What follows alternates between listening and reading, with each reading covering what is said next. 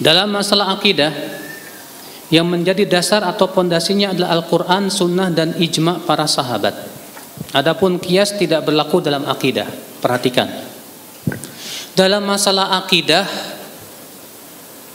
dalil kita hanya Al-Quran, terus hadis yang sahih, terus ijma' para ulama.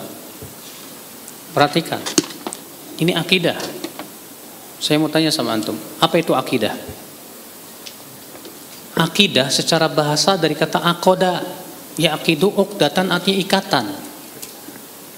Tapi secara istilah, akidah itu artinya keyakinan. Akidah itu apanya?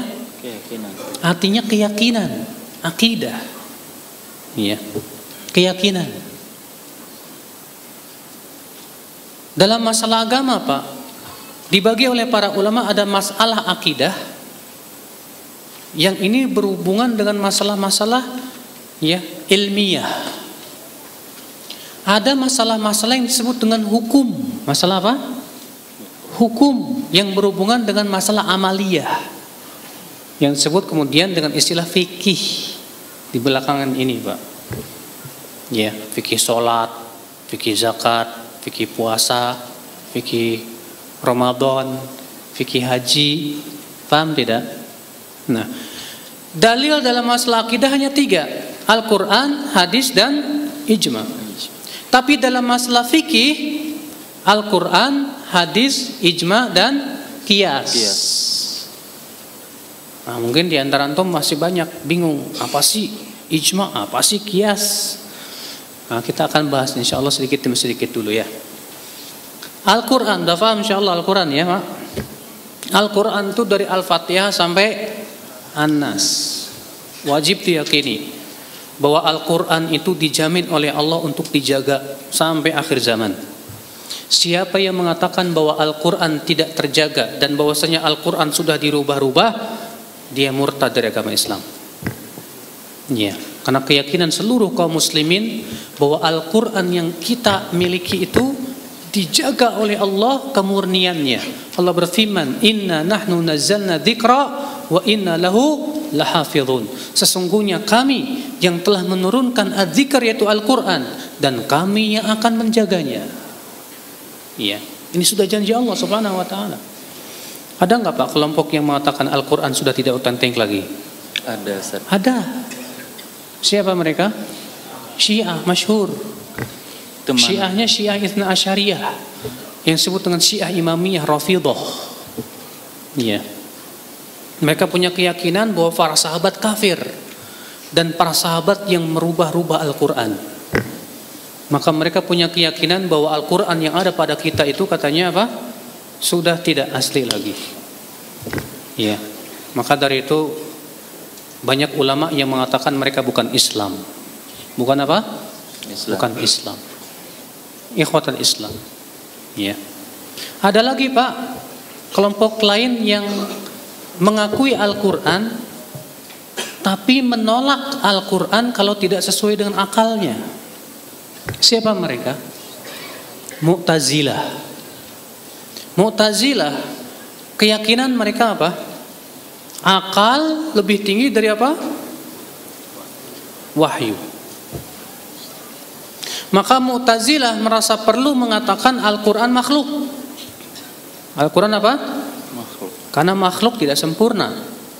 Akal makhluk, Al-Quran makhluk. Sesama makhluk gak masalah dong kalau kita kritik. Makanya orang liberal itu kan Mu'tazilahnya kebangetan. Akhirnya seperti halnya orang Mu'tazilah, semua dalil dari Al-Quran dan hadis yang tidak sesuai dengan akal wajib ditolak atau ditakwil. Ini jelas batil, ya. Ini bukan manhaj para sahabat Rasulullah sallallahu alaihi wasallam. Ada lagi Pak, setiap dalil dari Al-Quran dan hadis kalau bertabrakan dengan pendapat wali ditolak. Ini sufiyah. Kenapa? Karena orang sufi punya keyakinan wali itu lebih tinggi dari Nabi dan Rasul.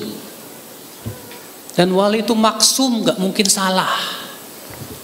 Sehingga akhirnya perkataan wali itu harus diusung lebih daripada Al-Quran dan hadis Nabi Sallallahu Alaihi Wasallam. Sehingga akhirnya mereka menganggap kalau ada ayat Al-Quran atau hadis yang bertabrakan dengan pendapat wali, ditolak gitu. Ini semua Pak jalan yang menyimpang dari Ahlus Sunnati wal Jamaah, menyimpang dari para sahabat Rasulullah sallallahu alaihi wasallam. Al-Quran wajib kita imani Pak. Tapi ingat Pak, dalam tata cara memahami Al-Quran gak boleh sembarangan. Dalam tata cara memahami Al-Quran, para ulama sudah memberikan kepada kita bagaimana metodenya, manhajnya. Al-Imam Ibnu Katsir dalam tafsirnya, Muqaddimah Tafsir Ibnu Katsir, berkata, ya, menjelaskan tentang ahsanu turuqit tafsir, tata cara tafsir yang paling bagus. Kata beliau yang pertama apa? An yufassaral Qur'anu bil Qur'an. Cara yang pertama apa? Tafsirkan Al-Quran. Yang kedua apa? Tafsirkan Al-Quran dengan apa? Hadis yang sahih. Yang ketiga apa? Tafsirkan Al-Quran dengan pendapat sahabat. Yang keempat apa? Tafsirkan Al-Quran dengan pendapat tabi'in. Kalau yang empat ini sudah tidak lagi, baru kembalikan kepada bahasa Arab yang fasih. Perhatikan ya akhwan Islam, ini Ibnu Katsir memberikan kepada kita manhaj dalam memahami Al-Quran. Taib, bagaimana cara menafsirkan Al-Quran dengan Al-Quran? Banyak sekali cara-caranya Pak, metode-metodenya. Bukan di sini tempatnya Pak. Iya. Kalau mau nanti ada daurah khusus tentang metode menafsirkan Al-Quran dengan Al-Quran. Ya, dan sudah saya sebutkan juga sebagiannya dalam buku saya yang berjudul Sebaik-baik Kamu yang mempelajari Al-Quran dan mengajarkan Al-Quran. Di situ disebutkan metode-metode bagaimana cara menafsirkan Al-Quran dengan Al-Quran. Yang jelas orang biasa nggak mampu. Kenapa? Orang yang ingin menafsirkan Al-Quran dengan Al-Quran, dia harus betul-betul faham tentang apa? Pertama, ilmu bahasa Arab. Ilmu apa? Yang kedua, ilmu ma'anil huruf, makna-makna huruf-huruf bahasa Arab. Yang ketiga, ilmu balaghah, ilmu sastranya Arab. Karena Al-Quran itu sastra yang sangat tinggi dalam bahasa Arab. Kalau Anda belum menguasai itu, jangan sekali-kali nafsirin Quran sendiri. Ya, hati-hati. Modal terjemahan ditafsirkan, oh dicocok-cocokin, kali cok sama dengan cocok. Wah, bahaya Pak. Ya.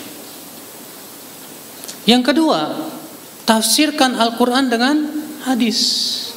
Kita lihat bagaimana Rasulullah SAW menafsirkan hadis tersebut. Karena manusia yang paling tahu tentang makna Al-Quran siapa? Rasulullah SAW. Tidak ada yang lain. Iya.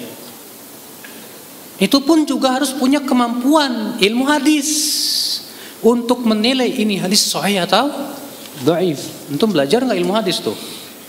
Harus kuliah dulu, harus mulazamah dulu, belajar ilmu hadis. Hadisnya sahih apa enggak? Tahu-tahu yang digunain hadis yang dhaif, bahkan hadis yang sangat dhaif, bahkan naudzubillah hadis palsu Pak, yang dipakai untuk menafsirkan Al-Quran. Ini enggak benar ya akhwat Islam. Yang ketiga, tafsirkan dengan pemahaman para sahabat. Ini pun harus ya akhwat Islam melihat sanadnya kepada sahabat Nabi Sallallahu Alaihi Wasallam. Ya, sanadnya kepada sahabat itu saya apa enggak? Saya berikan contoh. Ya akhwal Islam, azani Allah wa yakum. Ya. Ketika menafsirkan firman Allah, illa abiri sabilin hatta taktasilu, kecuali penyeberang jalan sampai kamu mandi. Banyak ya yang berhujah dengan tafsir Ibnu Abbas, yang dimaksud dengan abiru sabil, penyeberang jalan itu wanita yang menyeberangi masjid. Jadi kata mereka ayat itu menunjukkan wanita tidak boleh tinggal di mana? Di masjid, kecuali kalau cuma seberang saja, nyebrang saja. Berdasarkan tafsir Ibnu Abbas, dimaksud dengan abiru sabil maksudnya wanita sebatas menyeberangi masjid. Namun Pak, sanad kepada Ibnu Abbas ini dhaif. Karena ia berasal dari periwayatan Atiyah Al-Aufi. Dan Atiyah ini ma'ruf, matruk. Tahu matruk? Nah, apalagi itu matruk ya. Bukan Petruk, Pak, matruk. Ya. Matruk itu artinya ditinggalkan, doif banget itu perawi. Ya. Justru yang sahih dari Ibnu Abbas dari riwayat Sa'id bin Jubair adalah yang dimaksud dengan abirus sabir ay musafir. Artinya apa? Musafir. Paham tidak ya akhwal Islam? Iya. Nah, berarti tafsir sahabat pun harus dipilah-pilah. Buku yang bagus tentang masalah ini ada buku yang berjudul Sahih Tafsir. At-Tafsirus Sahih yang ditulis oleh Hikmat Bashir. Beliau di situ hanya menyebutkan tafsir sahabat yang sahih saja. Adapun yang dhaif dihilangkan. Iya. Kalau tafsir sahabat tidak dapat, baru yang keempat apa? Tafsir tabi'in. Ulama tabi'in banyak. Yang paling terkemuka dalam ilmu tafsir siapa? Mujahid, murid Imam Ibnu Abbas, murid Ibnu Abbas langsung. Siapa lagi? Ikrimah. Siapa lagi? Sa'id bin Jubair. Ya.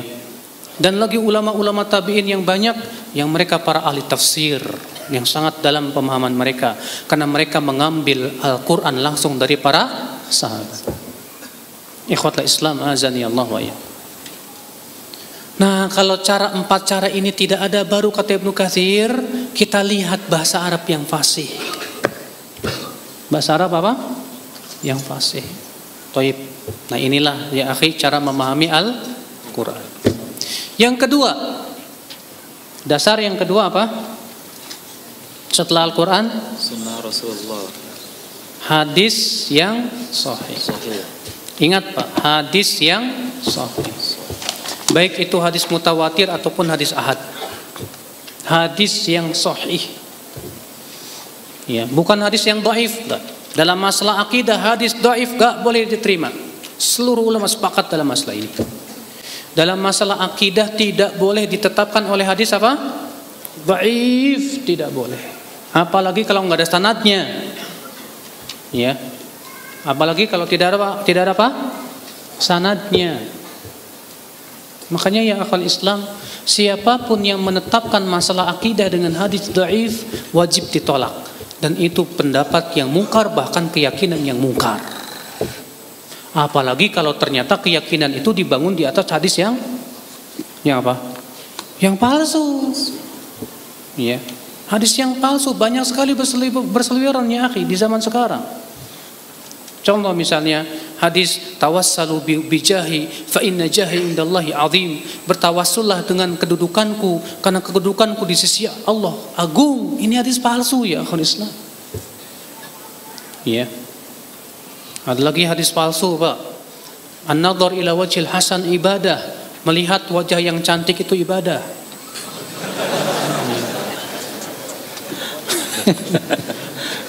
Ya. Ikhwata Islam. Lihat. Jadi dalam menetapkan akidah yang kedua apa? Hadis yang sahih. Yang ketiga apa? Ijma. Apa itu ijma? Kesepakatan.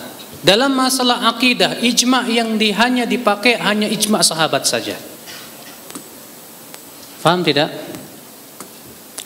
Kenapa? Karena akidah tidak mungkin berubah sampai akhir zaman. Akidah tidak akan mungkin berubah sampai akhir zaman. Maka ijma yang dipakai dalam akidah hanya ijma sahabat, tidak generasi yang lainnya. Karena semua masalah akidah sudah dijelaskan oleh Rasulullah sallallahu alaihi. Maka siapapun yang akidahnya tidak sesuai dengan akidah sahabat, maka ya akhwal Islam itu adalah akidah yang pasti salah. Pasti apa? Contoh, akidah Khawarij yang mengatakan pelaku dosa besar kafir. Karena pelaku dosa besar sudah berhukum dan hukum selain Allah. Sedangkan Allah mengatakan siapa yang tidak berhukum dan hukum Allah maka dia kafir. Ini keakidah yang tidak dipahami oleh para sahabat demikian. Iya, karena tidak setiap yang berhukum dan hukum selain Allah itu dikafirkan oleh para sahabat. Di sana ada perinciannya, telah dijelaskan oleh para ulama. Akidah Murji'ah mengatakan amal tidak termasuk iman. Ini akidah sahabat? Bukan. Orang Murji'ah mengatakan iman itu cukup keyakinan dengan hati, ucapan dengan lisan. Amal tidak termasuk iman. Amal tidak mempengaruhi iman. Jadi yang penting kamu sudah yakin, kamu sudah bersyahadat, selesai. Kamu berbuat dosa sebesar apapun tidak akan mempengaruhi imanmu. Sehingga menurut mereka orang yang paling banyak berdosa dengan orang yang paling bertakwa sejajar. Ini jelas Pak, keyakinan yang aneh. Ya. Bertabrakan dengan Al-Qur'an, hadis dan pendapat sahabat. Mas, jangan tidur Mas.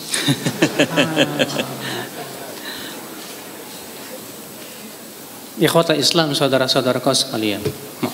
Afwan ya, mata anak itu awas banget kalau ngelihat yang tidur itu. Ini Ustaz. Ikhwata Islam. Jadi ijma yang dipakai dalam masalah akidah, ijma siapa? Sahabat. Ya.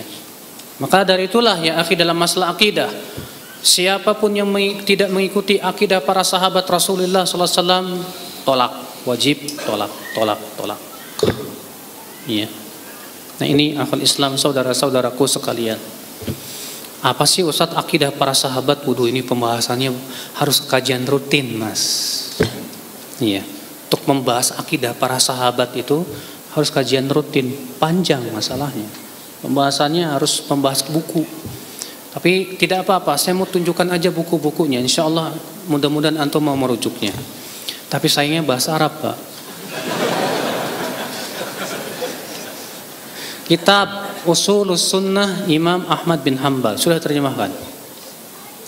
Kitab Al-Imam yang ditulis oleh Imam Al-Lalikai dengan judul Syarah I'tiqad Ahlussunnati wal Jamaah. Kitab yang ditulis Imam Al-Ajurri dalam kitab Asy-Syariah.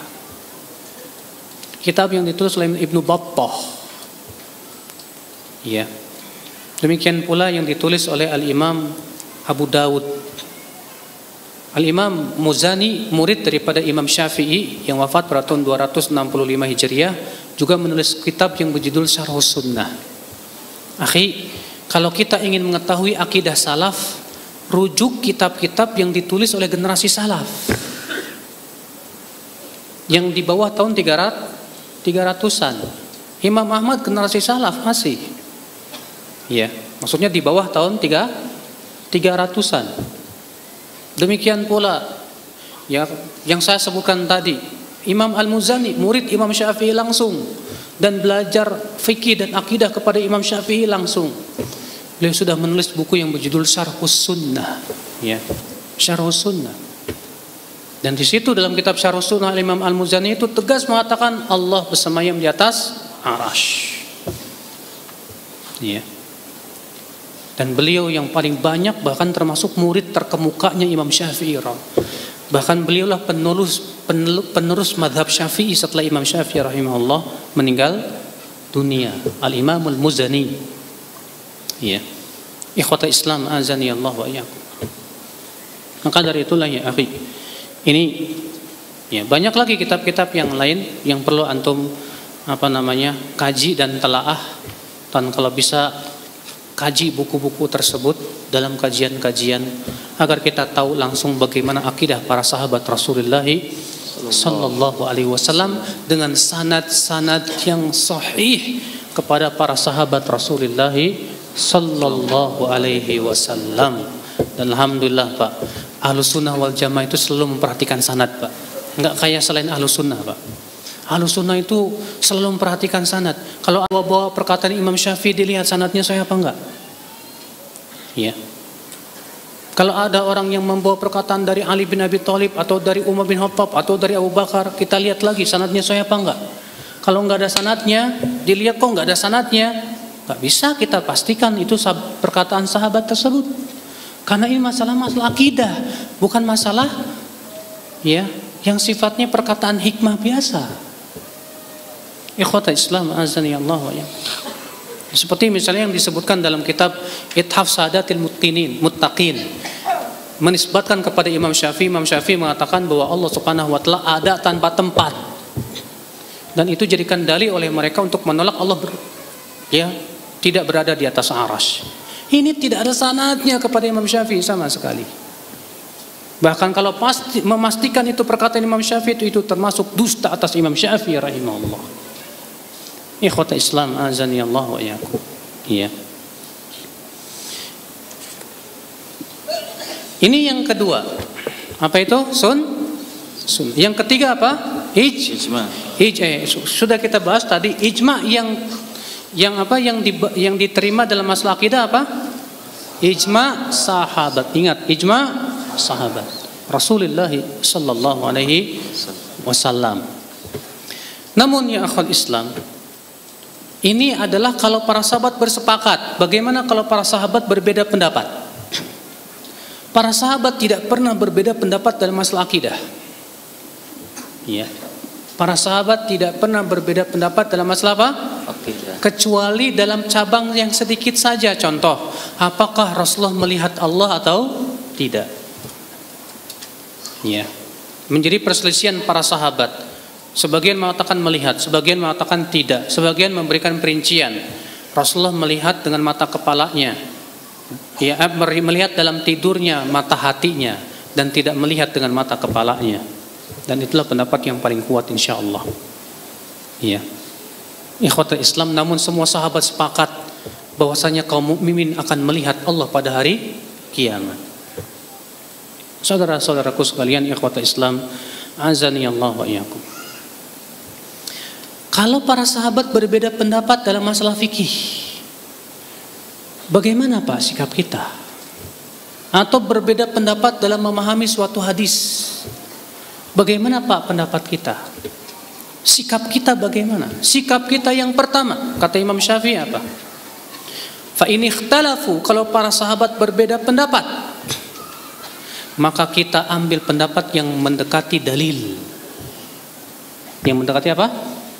Dalil. Kita lihat mana yang paling kuat dalilnya, itu yang kita pegang. Paham? Iya. Contoh, Ibnu Abbas berpendapat haji yang harus didahulukan haji tamattu. Sementara khulafa yang 4, Abu Bakar, Umar, khalifah Abu Bakar dan Umar lebih mendahulukan haji ifrad. Haji apa? Ifrad. Terjadi perselisihan. Sampai-sampai Ibnu Abbas pernah suatu ketika, dan ini merupakan manhaj yang agung ya.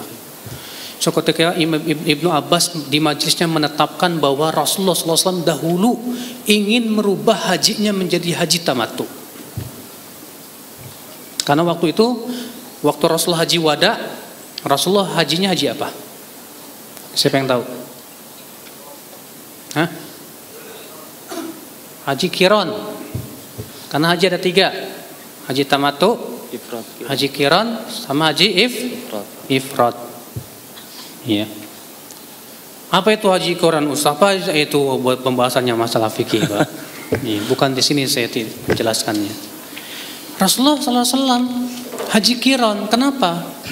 Karena beliau membawa hewan hadyu, hewan sembelihan. Sesampainya di kota Makkah, Rasulullah SAW bersabda, "Law istaqbaltu min amri mastadbartu, wala ja'altu umratan." Kalau aku masih sempat, aku ingin sekali merubah. Kalau bukan karena aku membawa hewan sembelihan, aku ingin menjadikannya umroh saja. Maksudnya beliau ingin jadikan haji tamattu. Dalil itu yang dijadikan hujah oleh Ibnu Abbas, bahwa haji tamattu itu yang harus dipilih. Rupanya di antara muridnya Ibnu Abbas, ada yang bilang kepada Ibnu Abbas apa? Ya Ibnu Abbas, tapi Abu Bakar dan Umar mereka lebih mengutamakan haji ifrad. Mendengar itu Ibnu Abbas marah sekali, Pak. Apa kata Ibnu Abbas? Ya, yushiku an tanzila alaikum hijarah minas sama. Hampir-hampir Allah turunkan kepada kalian batu dari langit. Aku sampaikan kepada kalian sabda Rasulullah, lalu kalian sampaikan kepadaku perkataan Abu Bakar dan Umar. Maksudnya apakah kalian menganggap bahwa perkataan sahabat ini bisa melawan perkataan sahabat Rasulullah sallallahu alaihi wasallam? Subhanallah, ini manhaj yang agung sekali ini. Diajarkan oleh Ibnu Abbas bahwa kewajiban kita lebih mendahulukan Al-Quran dan hadis di atas ucapan siapapun juga. Luar biasa. Padahal Ibnu Abbas ini sangat menghormati Abu Bakar dan Umar. Sangat menghormati. Tapi karena beliau melihat ada dalil yang lebih kuat, maka beliau lebih mendahulukan apa? Dalil. Inilah manhaj salaf. Inilah manhaj Ahlussunnah wal Jamaah. Iya. Ikhwatul Islam, azani Allah wa iyyakum. Nah, lihat ya akhwal Islam, para sahabat berbeda pendapat dalam masalah ini. Dan yang paling kuat insya Allah dalam hal ini madhabnya Ibnu Abbas. Kenapa? Karena dalilnya apa? Kuat. Ini sikap yang pertama, Pak. Jadi kalau para sahabat Rasulullah SAW mereka berbeda pendapat, kita lihat mana yang paling kuat dalilnya, itu yang kita rajihkan. Dan kita berikan udzur kepada sahabat yang lainnya. Sikap yang kedua apa, Pak? Sikap yang kedua, ya, bahwa apabila para sahabat berbeda pendapat menjadi dua pendapat, maka kita tidak boleh membuat pendapat yang ketiga. Kalau para sahabat berbeda pendapat menjadi tiga pendapat, kita tidak boleh membuat pendapat yang keempat. Karena kata para ulama, para perselisihan sahabat misalnya jadi dua pendapat, seakan-akan mereka bersepakat bahwa makna ayat tersebut atau hadis tersebut hanya dua, kalau enggak ini atau itu. Maka siapa yang membuat pendapat yang ketiga, berarti mereka telah keluar dari manhaj para atau mengikuti pendapat para sahabat Rasulullah sallallahu alaihi wasallam. Iya. Nah itu ya akhul Islam, azani Allah wa iyyakum. Nah ini akhi, jadi saya ulangi lagi, dalam masalah akidah apa?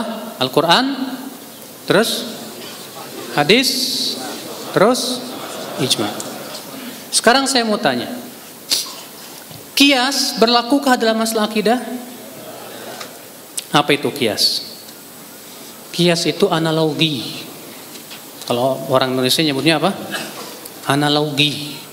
Walaupun sebetulnya analogi itu salah satu dari jenis qiyas yang disebut dengan istilah qiyas syabah. Karena qiyas itu macam-macam, Pak. Qiyas itu kalau kita definisikan apa? Ilhaqu far'in bi aslin fil hukmi bi jami'il illati bainahuma. Qiyas itu artinya menyamakan hukum cabang dengan hukum pokok asal dalam suatu hukum karena adanya persamaan ilat. Karena persamaan apa? Ilat. Apa itu ilat? Ada yang tahu ilat? Ilat itu wasfun dhahirun mundhabitun ghairu mulghan, ya. Sifat yang tampak dan tetap. Itu ilat. Sifat yang tampak dan apa? Dan tetap, dan tidak ditolak oleh syariat. Kalau kita lebih simpel mengatakan alasan suatu pensyariatan. Contoh, arak haram. Arak apa? Apa ilat diharamkannya arak? Kata mereka karena itu memabukkan. Kenapa? Memabukkan. Oh ini dia, memabukkan itu namanya ilat hukum. Paham tidak? Rasulullah melarang menjual belikan bangkai. Apa ilatnya? Kata para ulama karena bangkai itu ilatnya pertama dia tidak ada manfaatnya. Yang kedua karena itu najis. Berarti kata para ulama dikiaskan kepada bangkai semua perkara yang tidak ada manfaatnya atau najis maka tidak boleh dijual belikan. Paham tidak? Jadi Pak, untuk mengkiaskan itu harus terpenuhi tadi. Ada cabang yang akan dikiaskan, ada pokok, dan pokok ini yang ditujukan oleh dalil. Ada lagi apa? Hukum. Hukumnya wajib atau sunnah, atau haram, atau makruh, atau mubah. Ada lagi apa? Persamaan illat. ilatnya harus sama. Kalau ilatnya tidak sama, ya, maka kiasnya salah. Kalau ilatnya bertabrakan dengan dalil, kias yang bertabrakan dengan dalil itu tertolak. Contoh kias yang tertolak. Abu Hanifah berpendapat seorang wanita yang sudah dewasa boleh menikahkan dirinya sendiri tanpa wali dan 2 saksi. Misalnya kalau ada akhwat senang sama Abang Heru misalnya. Tahu-tahu akhwatnya bilang, "Bang, nikah yuk." Udah nggak usah pakai wali dan 2 saksi, kata Abu Hanifah boleh kok. Udah langsung akad aja di situ. Tapi ada boleh itu tadi. Hah? Boleh. Nah, dulu belum selesai.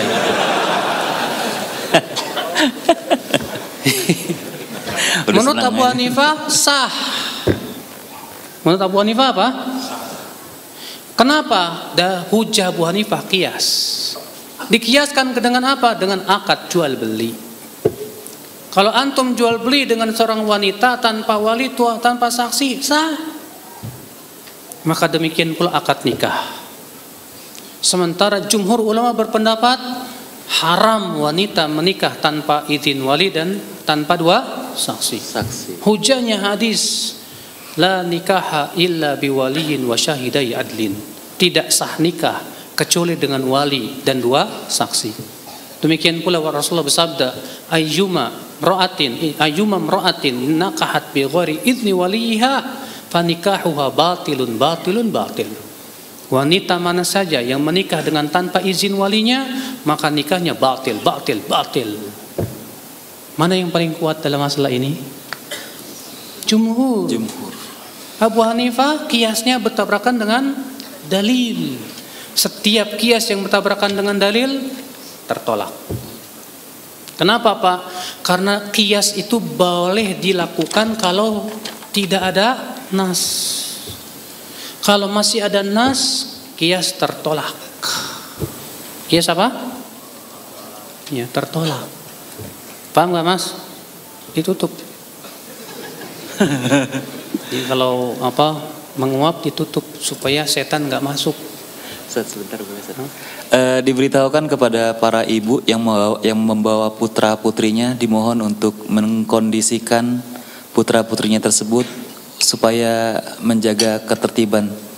Jadi supaya daurah kita lebih enak nih. Ini pembahasannya mantap banget nih. Ya, terima kasih kepada ibu-ibu.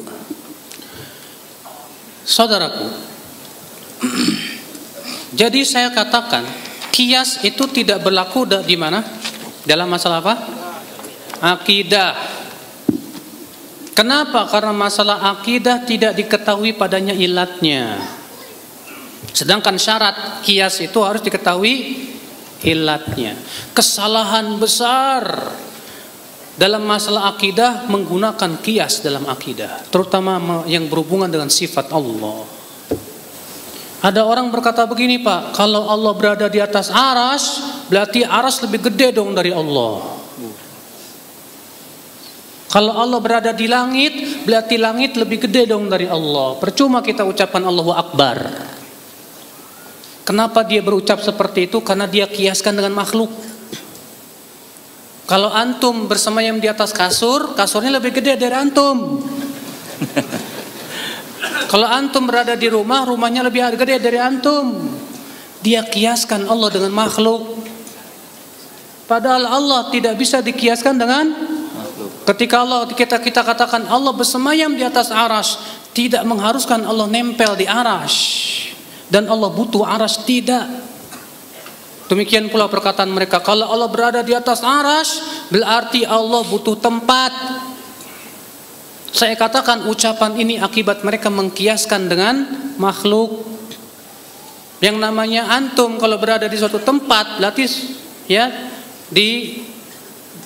pertama antum butuh pada tempat tersebut. Yang kedua antum dilingkupi oleh tempat tersebut. Kalau antum di atas kasur, ditarik kasurnya jatuh. Ya, mereka mengatakan kalau Allah bersemayam di atas aras, berarti Allah butuh tempat dong. Kalau Allah butuh tempat, makhluk dong, bukan Allah namanya. Kenapa mereka ucapkan begitu, Pak? Karena mereka mengkiaskan Allah dengan makhluk. Tapi kalau mereka katakan Allah tidak sama dengan makhluknya, Allah bersemayam di atas arsy tanpa butuh tempat. Allah Subhanahu wa taala berfirman, "Laisa kamitsli syai' wa huwas samiul basir." Allah tidak serupa dengan segala sesuatu dan Dia Maha mendengar lagi Maha melihat. Paham tidak, Pak? Dia Maha mendengar lagi Maha melihat. Mendengar, Allah mendengar. Manusia mendengar tidak, Pak? Apakah berarti mendengarnya Allah sama dengan mendengarnya manusia? Tidak. Allah Maha melihat, manusia melihat. Apakah berarti melihatnya Allah sama dengan melihatnya manusia? Enggak. Demikian pula bersemayamnya Allah di atas arsy tidak sama dengan makhluknya. Tapi kemudian mereka maksakan, oh kamu yang mengatakan Allah di atas arsy itu kafir itu. Berarti Allah butuh tempat, berarti begini dan begitu. La haula wala quwata illa billah. Pemberian konsekuensi yang kita tidak pernah meyakini seperti itu. Karena keyakinan kita, Pak, Allah tidak bisa dikiaskan dengan makhluknya dan tidak boleh dikiaskan. Masalah akidah tidak boleh dikiaskan. Makanya perkataan orang yang mengatakan kalau Allah berada di atas arsy berarti arsy lebih gede dong daripada Allah. Iya. Sama dengan orang yang mengatakan, yang menolak adab kubur. Lah kalau orang dimakan ikan gimana diadabnya tuh? Orang yang dibakar pakai api sampai debunya hilang, gimana tuh ngadabnya? Dikiaskan, nggak bisa dikiaskan, Pak, itu alam gaib. Allahu ala kulli syai'in qadir. Kalau dia jawab, ya Allah Maha Kuasa atas segala sesuatu untuk mengadab dia, kita pun berkata, Allah pun Maha Kuasa untuk bersemayam di atas arsy tanpa harus dikatakan arsy lebih besar daripada dirinya. Bukankah Allah Maha Kuasa atas segala sesuatu? Hanya Dia yang tahu tentang sifatnya. Anda tidak tahu. Masalah-masalah gaib jangan dikiaskan dengan akal. Jangan dipikirkan dengan apa? Akal. Maka masalah akidah seperti ini nggak berlaku kias, Pak, nggak boleh. Makanya orang yang mikirin Allah, kalau Allah berada di atas arsy, berarti arasnya lebih gede dari Allah. Itu seperti orang buta, ya. Selama hidupnya dia buta, kecuali melek 1 menit, 1 detik, Pak. Pas melek itu ngelihat kepala kebo, buta lagi. Sehingga dalam hidupnya dia tidak tahu kecuali kepala kebo. Ketika disebutin kepala gajah, yang teringat kepala siapa? Kebo. Ya enggak, Pak? Maka dari itu kalau dikatakan Allah punya tangan, antum pikir-pikir tangan Allah kayak gimana? Yang terpikir tangan siapa? Tangan situ. Karena kita tidak pernah melihat tangan kecuali yang kita lihat. Nah, disinilah ya akhwat Islam, tidak bisa dikiaskan. Orang yang sesat dalam masalah akidah itu akibat mengkiaskan Allah dengan makhluknya. Tersesat jalan dia. Paham tidak, Pak? Jadi dalam masalah akidah berlaku kias? Tidak berlaku kias. Iya. Makanya mereka menolak Allah turun ke langit dunia. Gimana Allah turun? Iya. Kalau Allah turun berarti arasnya kosong dong. Ini dipikirin sama dia. Emangnya ente turun dari atap ke bawah? Ya. Kalau dipikirin gitu, dikiaskan dengan makhluk. Akhirnya apa? Nggak mungkin Allah punya sifat turun. Allah turun ke langit dunia pada sepertiga malam terakhir. Yang namanya sepertiga malam kan ada terus. Kalau ini udah hilang 11 orang sepertiga. Tuh gimana tuh? Berarti Allah berada di langit terus, arasnya siapa yang jaga? Lah, ilaha illallah. Inilah, Pak, akibat daripada mengkiaskan Allah dengan apa? Makhluk. Otaknya error, Pak, kayak ginian, Pak. Iya. Allah tidak bisa dikiaskan dengan makhluknya, ya akhwat Islam. Ya. Maka ya akhwat Islam, azani Allah ya. Nah ini saudara-saudaraku sekalian. Ya. Adapun masalah fikih, na'am. Masalah fikih berlaku padanya apa? kias. Itu pun juga ada yang kiasnya nggak benar kayak kita sebutin tadi, Pak. Kias yang bertabrakan dengan dalil. Paham nggak, Pak? Paham insyaallah? Nah, baik saudara-saudaraku sekalian.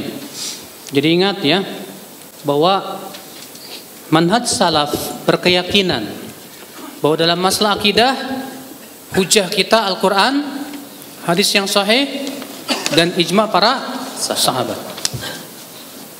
Wajib kita pahami itu. Ya.